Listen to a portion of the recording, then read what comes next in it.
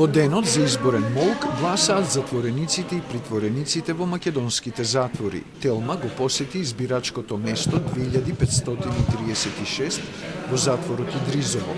Затворениците поделени. Едни очекуваат промени за подобар живот, а други не веруваат на ветувањата на кандидатите за градоначалници искажани во изборната кампања.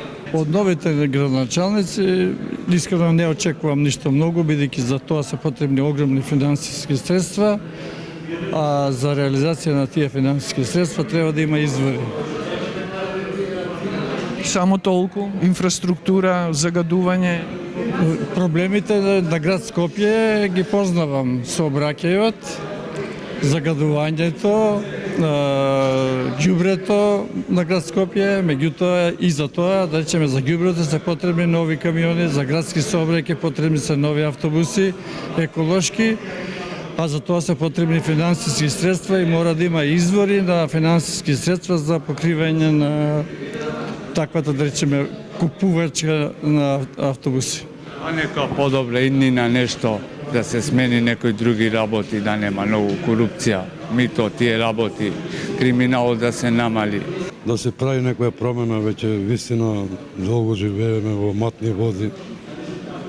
На план на инфраструктура, на локална самоуправа, какви промени очекувате? Па промени за подобар живот на граѓаните. Од избирачкиот одбор во затворот Идризово рекоа дека гласачкото место било отворено без проблеми во 7 часот, откако претходно го добиле гласачкиот материјал.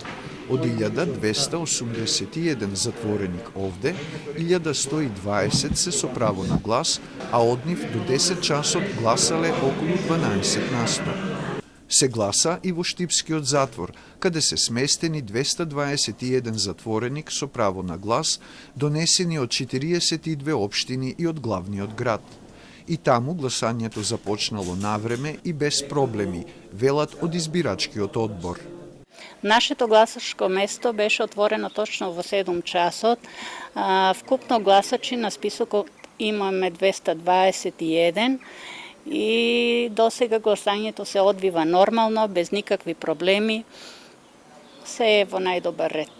За Скопје се гласа и за градоначалник и за советници на градот Скопје. Според податоци на Државната изборна комисија, на ниво на цела држава, 2162 гласачи на 8-те локални избори се на издржување казна затвор или притвор.